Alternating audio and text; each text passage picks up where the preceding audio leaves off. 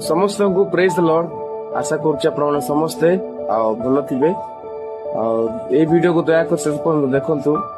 दुनिया रे अनेक लोक मैंने अच्छा जो मैंने कि भविष्य को नहीं चिंता करती, पारिवारिक कष्ट को नहीं, समस्या को नहीं चिंता करती, व्यक्तिगत समस्या को नहीं चिंता करती कि मैं आगो कौन करी, मो परिवार सहित केमती रही, ये समस्त विषय नहीं चिंता करती।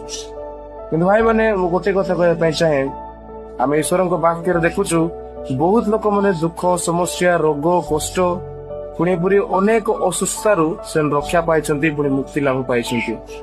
आम जीवन रो छोटे छोटे कष्ट समस्या आम यदि दुख करुचु, परमेश्वर को आम भरोसा दूरे जाऊचु, तो यार प्रकृत विश्वासी नुहे भाई आम।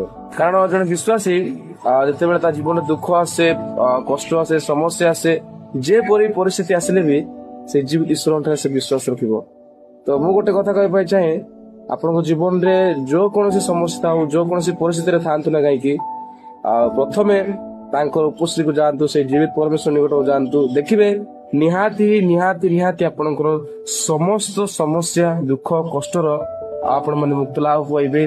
निहाती से आप समस्त समस्या आपको दूर करेंगे, आपण शांति जीवन देवे। तो आज हूँ रविवार दिन, तो समस्ते चर्च को जातु, परस्पर को प्रेम देखातु, पुणी समस्ते मिलमिशी चर्च गृह को जातु, परमेश्वर को उपस्थित रही वाक्य शुणा इच्छा करतु। तो निहाती से आप समस्त समस्या आपको दूर करेंगे।